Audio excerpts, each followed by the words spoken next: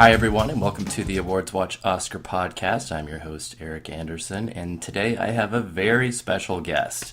I have Kyle Buchanan from Vulture.com joining us today. Hello, Kyle.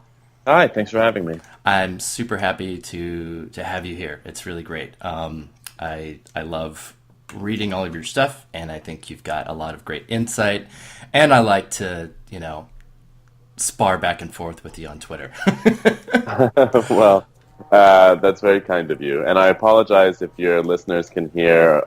There's some dudes cutting the hedge outside my apartment. So if it sounds like a chainsaw is being brandished, it's not because we're talking about the brutal Best Actress race. It's just incidental noise.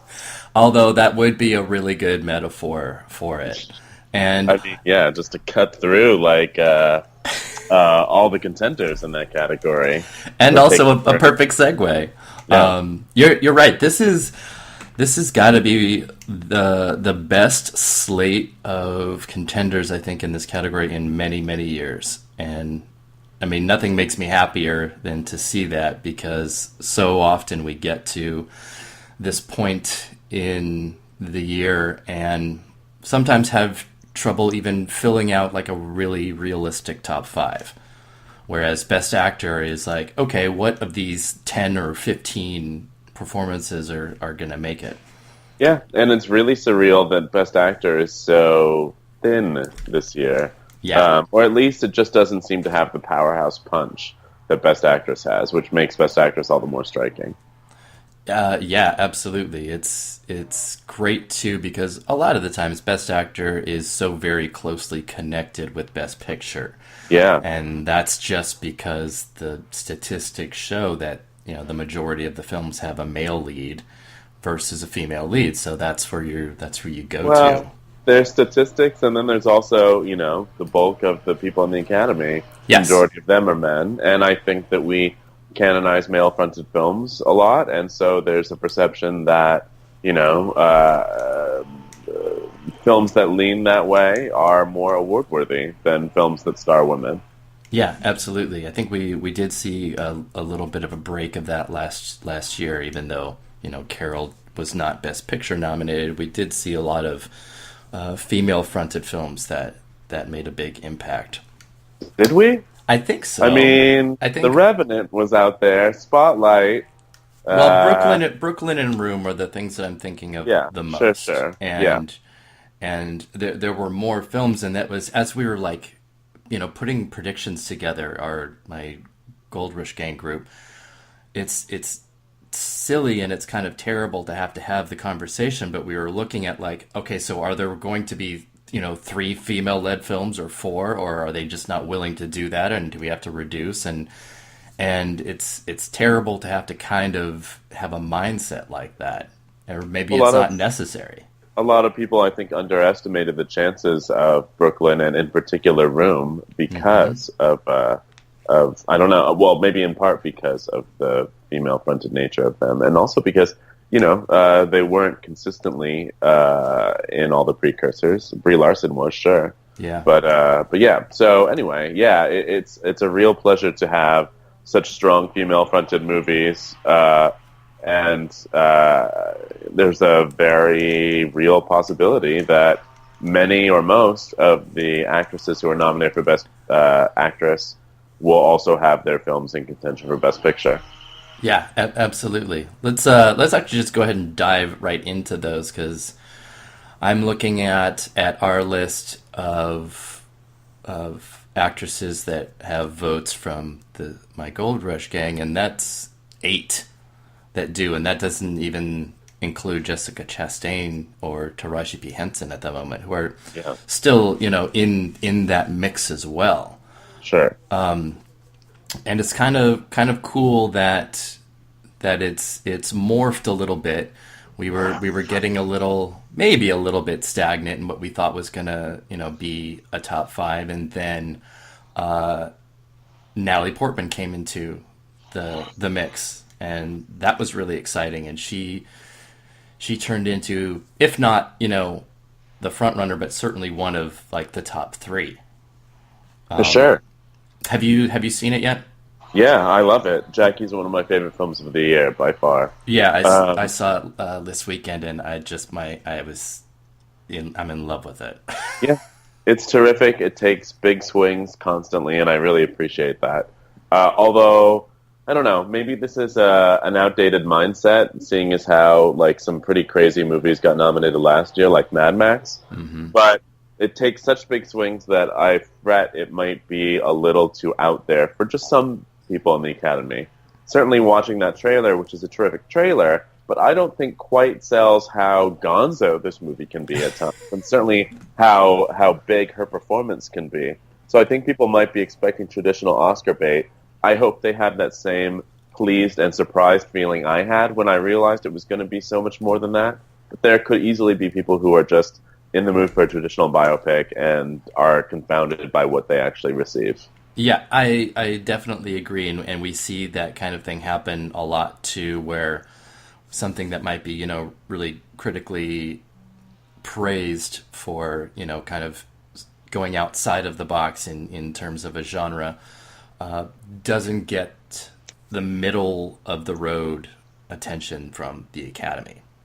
Yeah, Um, but I don't know. I've been more bullish on it by the day. I think, in fact, that Pablo Larraín has a shot at Best Director, at being nominated for it, I should say, because I think that's some real strong tour work. I agree, and he's got Neruda this year as well, and he's could potentially just kind of end up everywhere, and he's physically been everywhere at every festival since the it it started, and it's been kind of great. He's racking up a lot of miles.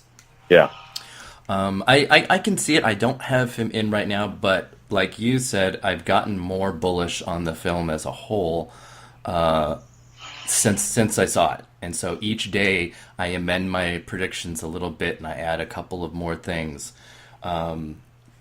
But then I have to edit a little bit and think, okay, is this going to play more like The Queen, or is it really just a Best Actress push, and that's it? And I sort of feel like it's going to be somewhere in between, but there are a handful of people that are like, it's getting 10 nominations and it's all over the place.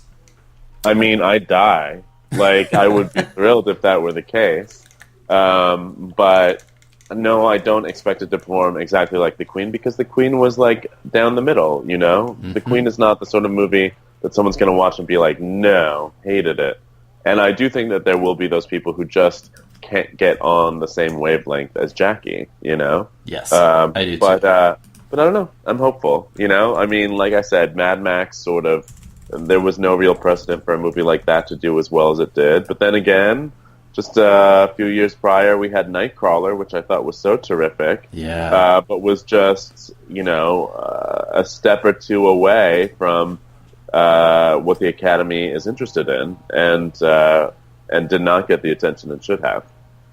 Yeah, that's and then a little bit again with Carol last year, it ended up being like the highest rated movie of the year, and it misses out on Best Yeah, Picture for being whatever, too cold or too yeah. anything, So whatever I think it's you I want to think it's throw at it. incumbent on pundits to not necessarily conflate what they love with what the Academy is going to respond to. I mean, I think Passion is good, but I know, there are so many movies. If I had my druthers, and I would put them high up in the Oscar race, and I just don't know if the Academy will feel the same way. I mean, I love 20th Century Women, but it's not a slam dunk Best Picture nominee Hmm. for some of the reasons we described at the top of the show. Yep. I think if that was a gender flipped story, it would be seen as more of a sure shot, which bugs me, but is the case. Yeah. Oh gosh, I want to like separate this conversation in two pieces, and hopefully my mind will allow me to do that in a little bit. But you did mention 20th Century Women. I just saw that last week as well. Let's talk a little bit about Annette Bening, then, Yeah. since we are in the throes of Best Actress. I'm a little, I guess, concerned about her chances. I do have her in. But she does seem to possibly, suffer from not really being in a semi-supporting or semi-lead, but just that it doesn't feel, even though she narrates, it doesn't feel like her story as much. It is such an ensemble piece. Well, I think she looms largest in the movie. I don't think she's going supporting, and I think that's reasonable. To me, it is a lead performance. If there was a performance that I would compare it to, it's actually Viola Davis in The Help, because I feel like Viola in that film, that's ostensibly an ensemble film as well. Mm-hmm. But by the end, and especially in the last scene and last shot, it is powerfully centering itself on her. And I think that 20th Century Women does that exact thing. It begins as this movie about, a boy's coming of age, but it ends squarely with the story that you thought you were watching is really the story of a woman, a mother, my mother, Mm-hmm. her, and it's a terrific final scene setting for her. I mean, it's not like a really spoilery movie to say that it ends on her, but it ends on a great image of her, and people around me were crying, and I think that sort of puts the film squarely in her court. I think that's a really good point, because when you think about it, even though it is an ensemble, all of the characters in the film really, their connection to the film is her. Yeah. To the story. It's her, whether it's a roommate or child or friend, she is the center. Yeah. So and she's great and dynamic. The only fear I had while watching it is it's a very natural performance, which is interesting also because Annette can do very arch and has in the past in some of her Oscar-nominated roles. But this is so appealingly warm and real that up against some high wattage, high firepower, out there performances, I just worried that it, wouldn't get its due. But I don't know. I think, if Viola does go supporting, then I don't see any reason why she wouldn't be in that category. I think Natalie and Emma and Annette, if anybody, are the locks in Best Actress. yeah, I think I have Bening in fourth right now, and that's Who do you have in third? What, Viola? I have Viola first, and I will have her in first until I need to pull her out. Sure. It's just gonna be that way. And sometimes I dig my heels in and it works out, and sometimes I just look like an idiot. So Yeah. either way. Then I have Emma Stone second, who is really, I feel, more of a front runner because of La La Land being in the position that it's in. And then Portman third, Bening. And fifth is where I lose my ability to can. I know. There's so many possibilities. It's crazy. I have Ruth Negga right now still, which Sure. feels very much day by day as an outlier and less likely. I don't know if that's true. I mean, I think it's fairly likely. She is the most acclaimed thing about that movie. Yeah. I think that people really respond to her performance most of all.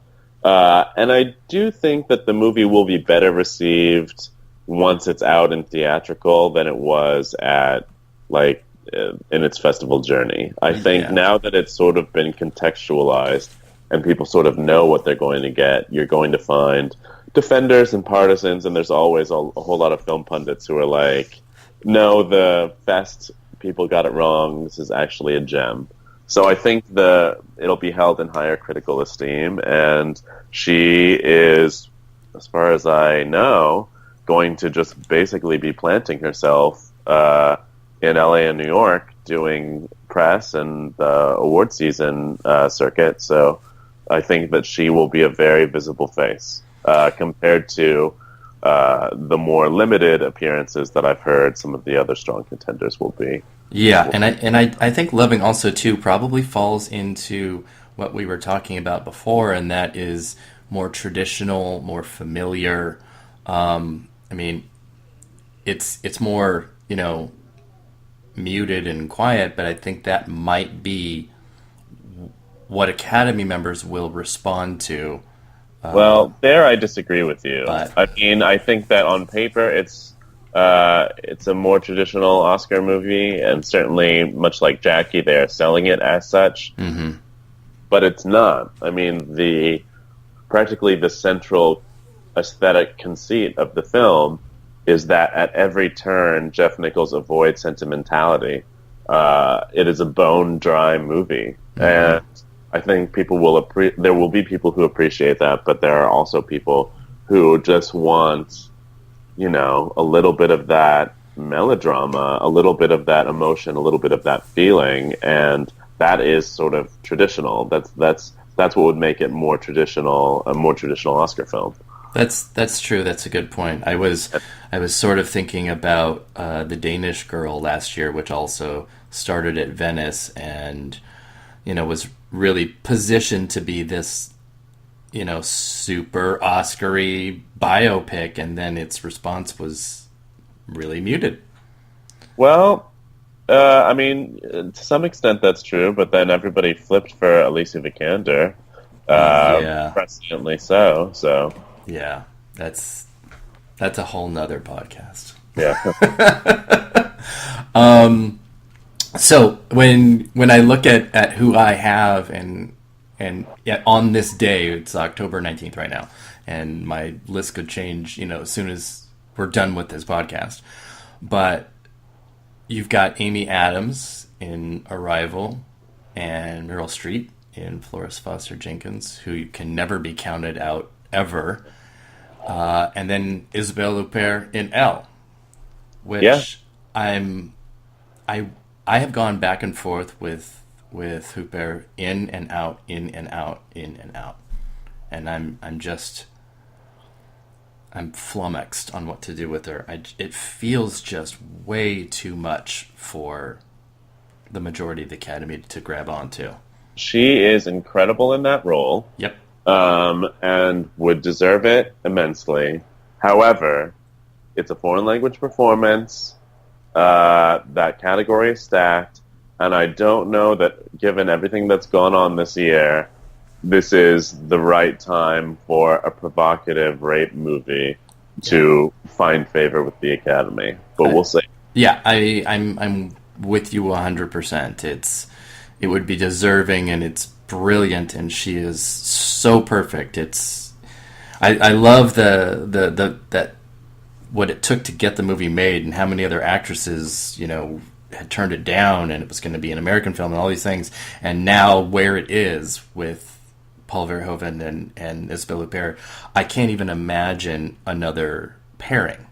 Yeah, it's just such a perfect combination of the two. Yeah. So I mean that's why I'm she's going to be on the outside for me, even though she's doing press. It's shocking that she is kind of thirsty for it, and I like that. Well, it's a good opportunity for her. She has 2 very good movies coming out this season. Mm-hmm. Things to come as well. And, it behooves her to get herself out there, I think, even beyond whatever happens with Oscar. Yeah. It's just a very worthy time for Isabelle Huppert to reassert herself as, an incredible actress, Yeah, I like if anything, it's going to make her visible to people that don't know who she is, yes. and hopefully create new fans. Yes, I think that's for sure the case. That's what I would hope for the most in that. What are you thinking of Amy Adams in Arrival? Have you seen it? I haven't. I missed it at the Mill Valley Film Festival. I really like that movie. I think it's solid, smart, thoughtful. And her performance is sort of admirable in the sense that she plays it small. Mm-hmm. She plays it very intimate. I think she is as good as the film needs her to be, but I don't think it is an Oscar performance in any sort of traditional way. As overdue as she is for primo Oscar attention, it's a very tamped down performance by necessity.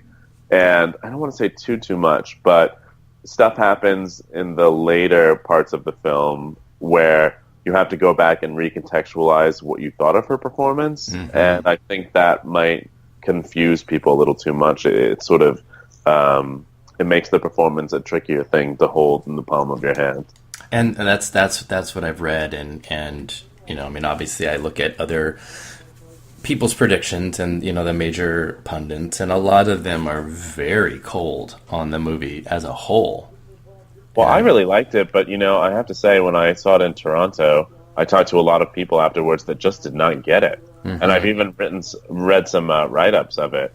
And I think, you know, because there are, like, intellectual notions at play, and there are twists, and it's it startled me how many people just, like, literally don't understand, like, if you ask them what happens in this movie, what is the plot description, I think a lot of people will get it wrong.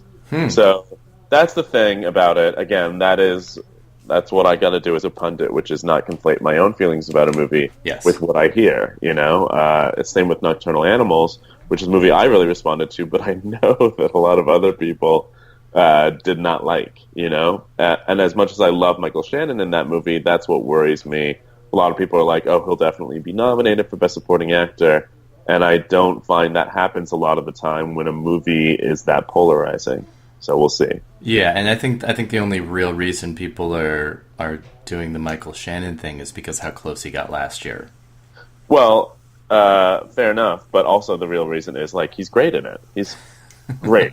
Like, fantastic, funny, like, it is top tier Michael Shannon. So it will be highly deserving, but, you know, you have to think, okay, the Academy members, you know, they hear great things about these movies, so they're going to finally get to these screeners, and those are the films from which the nominated performances often come. And if, you know, two people told Academy member X that they didn't like Nocturnal Animals, well, that's going to be lower in the screener pile, you know? True. But I love Amy in it, too. Like, I must say, I think she's terrific in it. That is, like, an Amy I haven't quite seen her as before.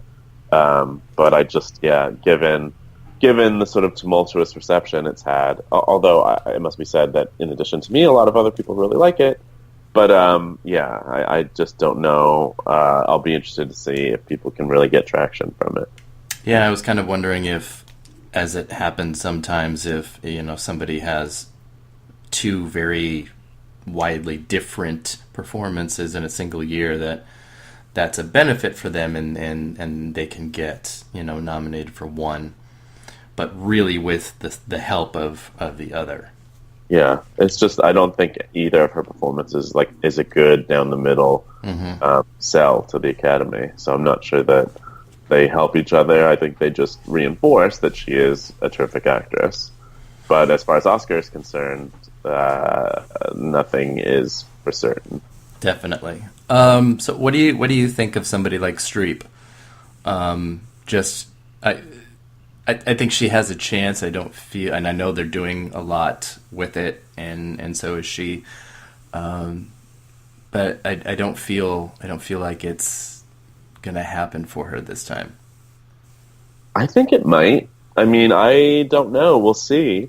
I think we'll start to really see when the precursors start happening, although certainly that movie is going to get a whole lot of Globe nominations. Yeah. I don't know. That just seems like maybe I'm underrating it. I feel like I'm out on a further limb when it comes to Florence Foster Jenkins than some of my fellow pundits who've sort of dismissed the movie.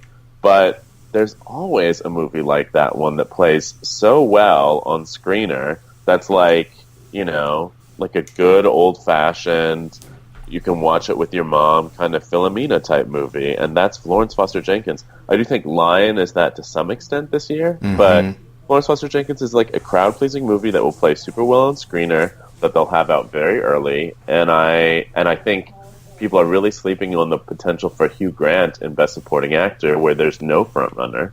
If they really launch him for that, if they're like, he deserves this, then that's going to put a lot of spotlight back onto the movie as well. I don't know. I think that movie could really surprise some people. Yeah, I mean, I do too. I'm not cold on it, and I liked it just as a movie, but I just keep looking at how many things there are to choose from, but then how many voters will be like, of course I'm going to watch a Meryl Streep movie. Well, yeah, they'll probably already will have, and exactly. It's Meryl Streep. She gets nominated all the time. Yeah, this is her doing like a big character. The only times that Meryl doesn't get nominated are when she's playing something that's a little bit down to earth, like Hope Springs or whatever that was. Steve Carell and Tommy Lee Jones. This is her doing a big character in like a very like, your mom would love it period comedy. That seems to me like the ingredients for a Meryl nom. It does. Do you think, speaking of Hugh Grant, do you think he would be able to get in without her, or is he a classic coattail?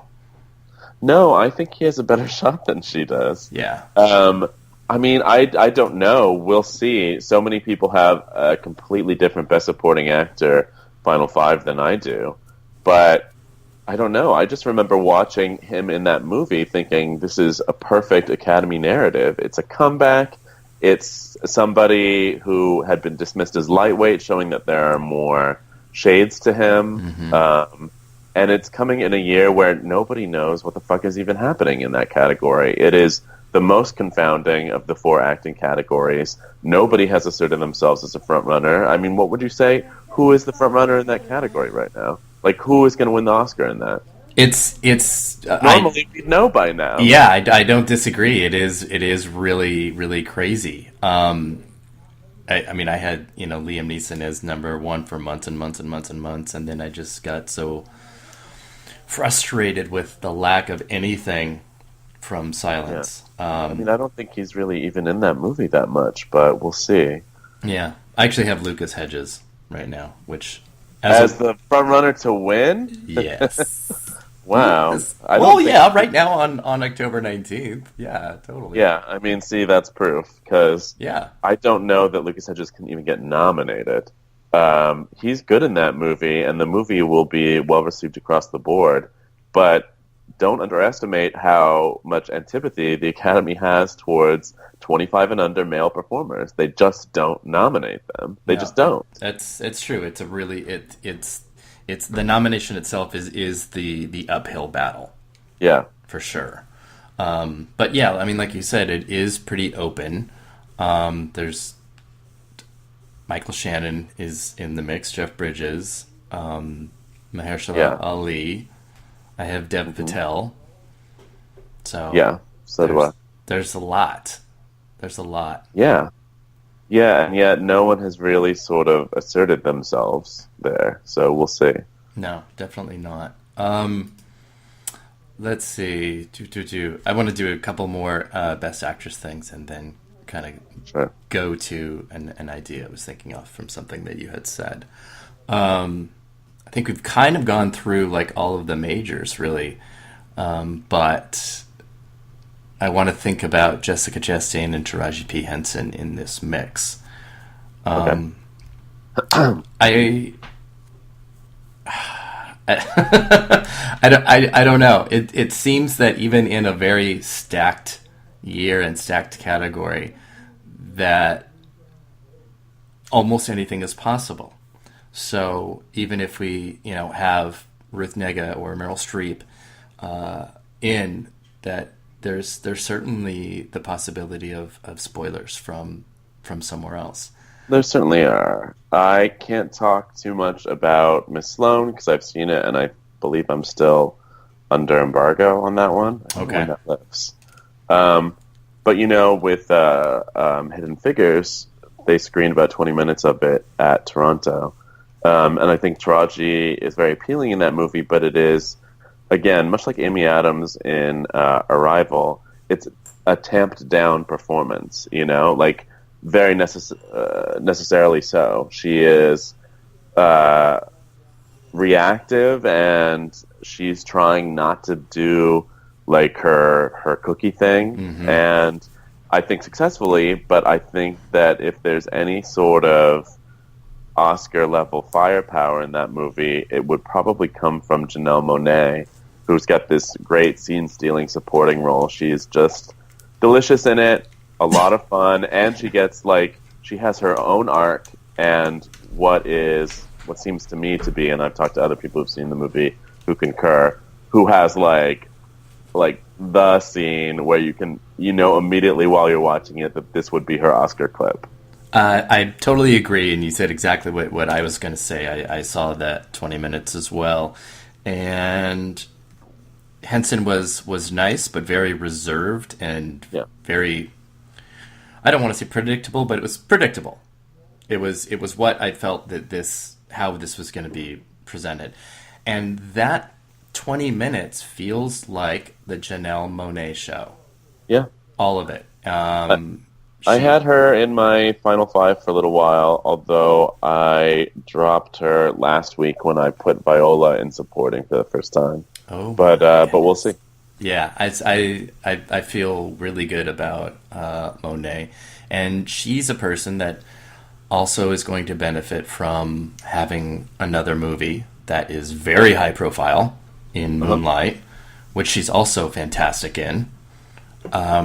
So I feel very good about Janelle Monáe. Right. It seems like she is the standout, and she's certainly the breakout of the movie, because the other two are an Oscar-winning and an Oscar-nominated actress already.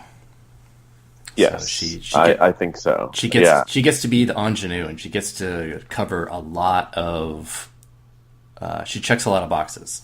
Yeah, Oscar loves an ingenue, and I think that she plays these comic notes, but not to the exclusion of drama, that the Oscars really respond to. In fact, she sort of reminded me of Jessica Chastain in The Help, which is someone who really sort of comes in and just by sort of sheer personality and appeal hijacks all of her scenes. Yeah, and that's a good example of that, because she does have, a lot of comedy, but her arc in The Help is a very serious one.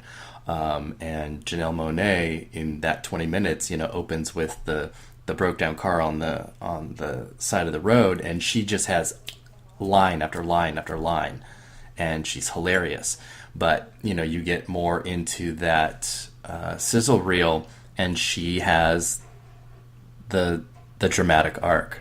So it's definitely a good comparison. So, the thing that I was thinking about earlier was sort of a jumping off point of something that you had said, and I'm curious what you think about what the role or job of pundits is in advocating for a film.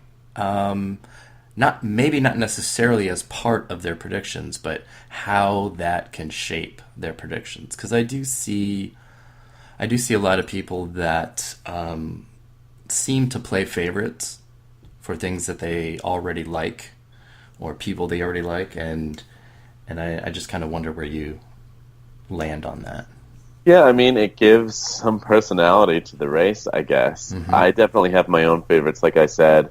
I try not to conflate them with what I hear and what I know Oscar voters will respond to. Yeah. If I could just install people that I loved in the Oscar race, then, Krisha Fairchild from Krisha would be there. There you go.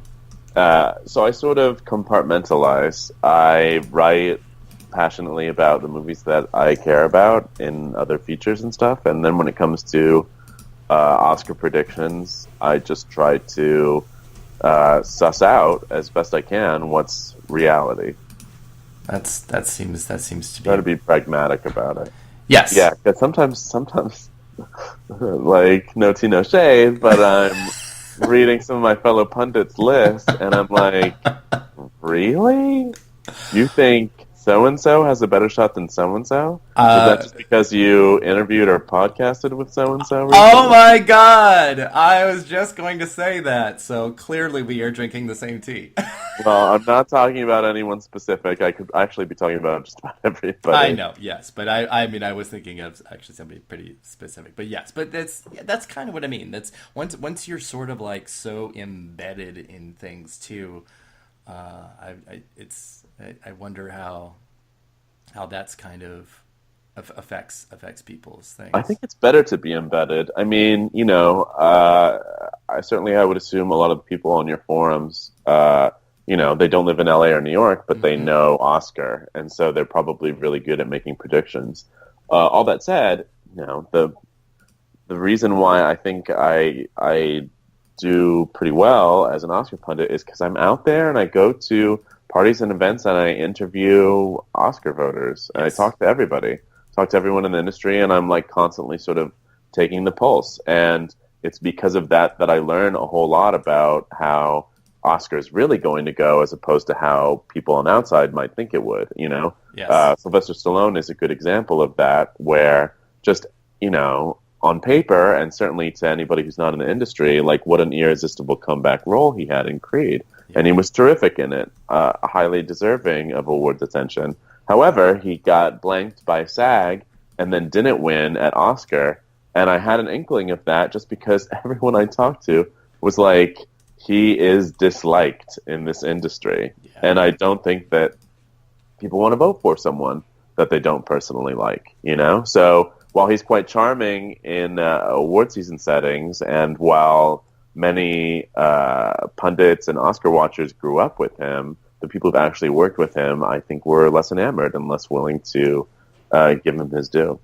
Yeah, that was certainly the what kind of ended up happening after the fact, and that also that category was just so nutty with Idris Elba, winning SAG, but then not getting in, and it felt a little more open. There felt like more possibilities, but just by virtue of that, it would have seemed that Stallone had a better chance because it was more open. But Yeah. no, as you said, he's just not liked enough, and that's a factor for sure. So you have to look at those things too.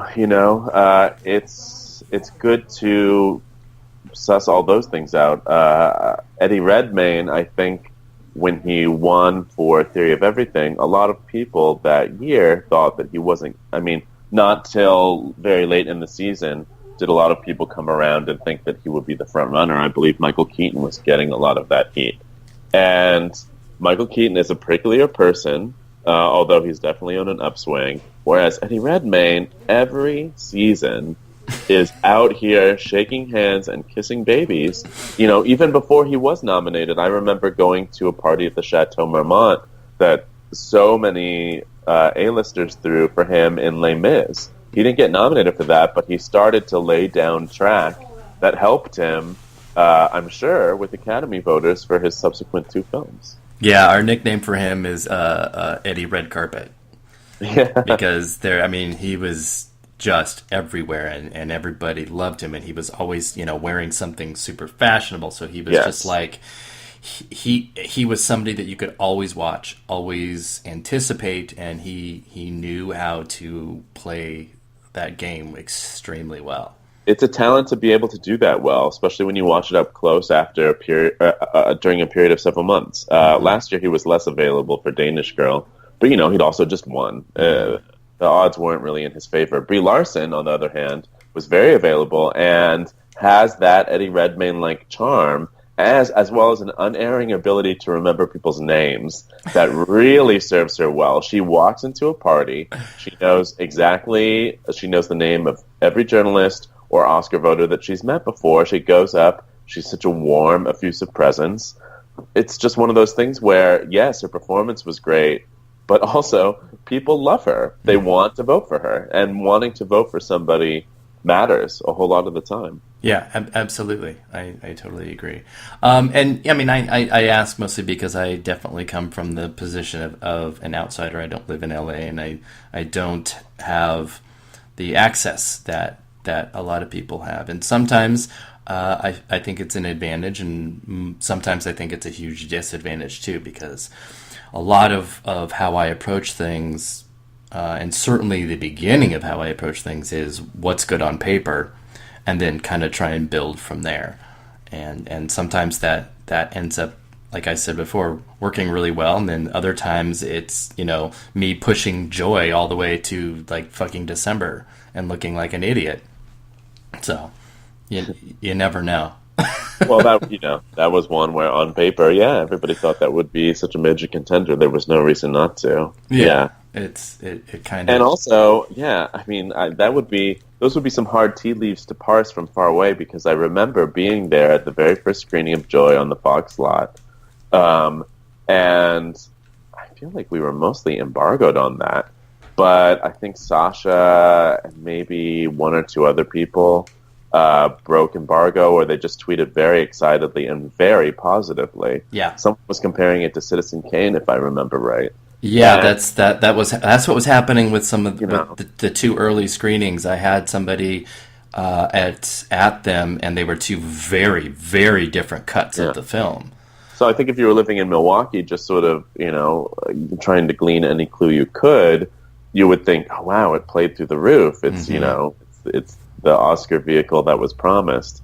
And whereas, like, in the room, I was just looking around at everybody afterwards, and it just wasn't. You just knew. Yeah. It was, I sort of feel like I have another one of those this year, and that was in Billy Lynn's Long Halftime Walk. And that kind of was my horse for a long time, many of the months. I mean, we usually start our predictions like the day after the Oscars, where we get our predictions out for next year, and it's, silly and crazy, and we look at like, how in the world were you thinking that? But this was something that I felt like, okay, cool, it's going to be technologically, a big breakthrough. It's Ang Lee, who's won 2 directing Oscars. Let's this looks very viable.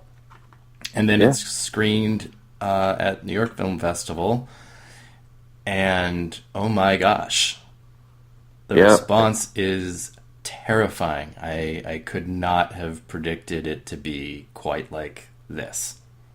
Yeah, it didn't play very well. I think people found his high frame rate especially distancing.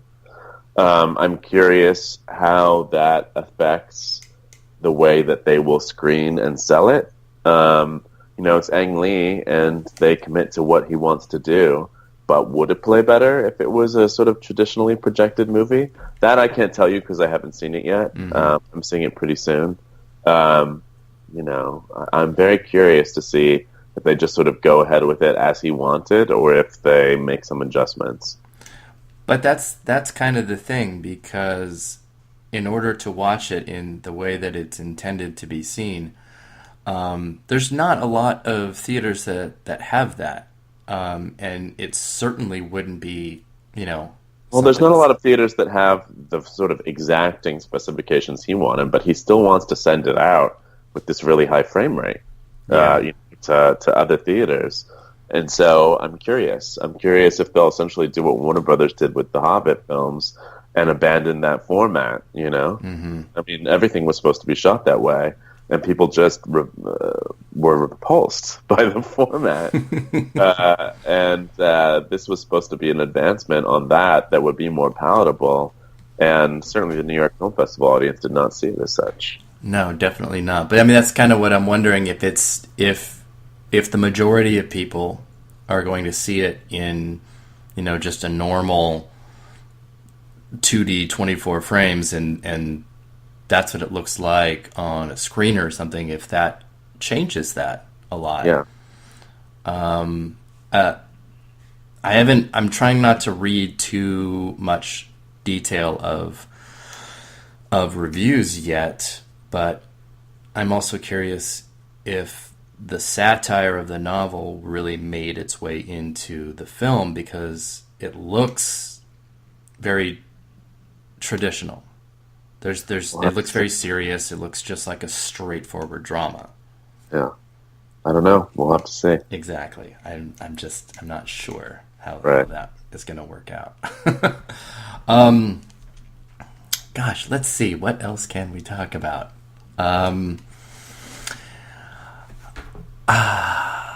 When you put stuff together, how much do you look at the studio as a part of your decision making?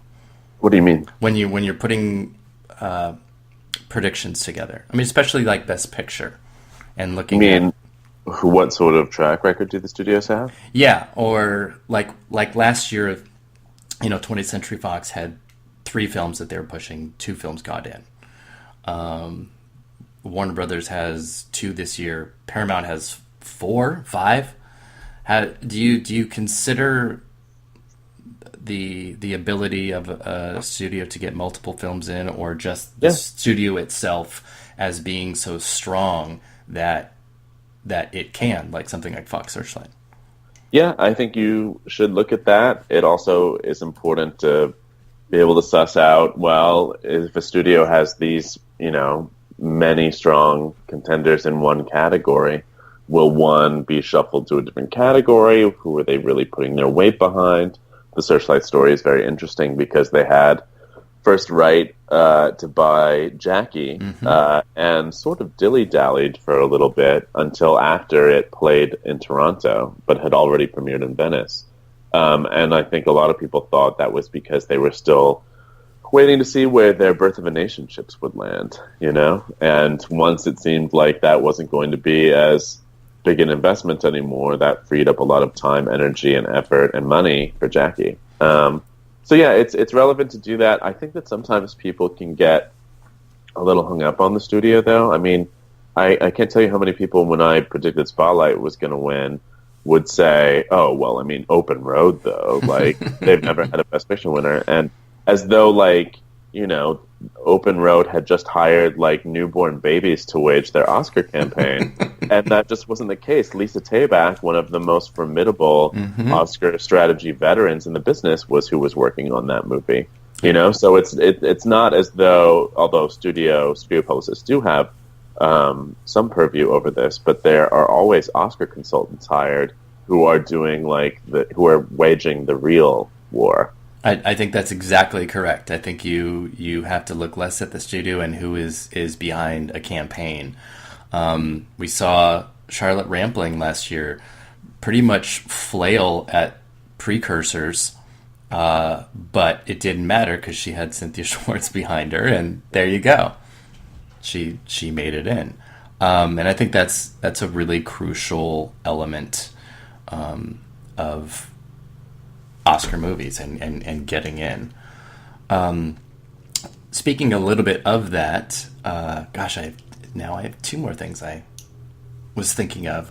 I wanted to talk a little bit about the article that you and Mark Harris did about Oscar bait, and it's called "Is There Even Such a Thing as Oscar Bait?"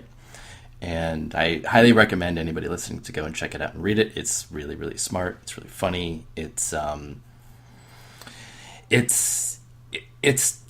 the phrase has really become, or maybe it even really started as such a pejorative and such a negative. I feel for some people, I think for an average mainstream moviegoer, they hear a phrase like Oscar bait and it's a good thing. They're like, oh, okay, it's something I need to see. But I think in a more cynical environment of punditry and criticism, it feels more of an insult than anything else. Yeah, I do. I think that it's used sort of, as I said in the piece, in the same way that Sundance movie is used as a pejorative to sort of imply that you're getting something very traditional and very predictable instead of, whatever acclaimed piece of art it's being touted as. But yeah, what was great about talking about it with Mark is I really felt like it allowed us to really dig in and unpack all sorts of reasons why people might use that term. And I think we were onto something, as far as I'm concerned, when we talked about sort of the gendered way that people use use that phrase. They don't often use Oscar bait to describe a David Fincher or Coen Brothers movie or an Aronofsky or who have you, but they do use them to describe movies made by European directors, movies about women, movies where men aren't suffering manfully, but are maybe singing or dancing or questioning their sexuality. Exactly. So it's what's useful about it is it sort of allows us to do what we should always be doing, which is exhibiting some skepticism about what we're taught and what's passed down to us as a worthy movie. I do it all the time with Oscar films. When we're talking about how packed the Best Actress race is, well, there are even more terrific movies that just don't fall into the Oscar rubric. Yes. Are totally worthy of consideration, however, they probably won't get it. And so it's incumbent on us to examine what is the Oscar rubric, why does it exist, what sort of weird attitudes might be baked into that over decades, So I think it was great. It actually sort of allowed me to take a look at what might be my own long-held prejudices. I was talking about how, in my opinion, I've only really used Oscar bait to describe movies that got more Oscar attention than I felt they were worth. And I think I mentioned Frost Nixon and Chocolat. But while I was doing it, Mark's words echoed in my head about, the sort of, like I said, the sort of gendered approach, where masterpiece theater movies or, period films or European films are discredited by this mostly straight male commentariat. And I thought, well, wow, am I a self-loathing Oscar fan too?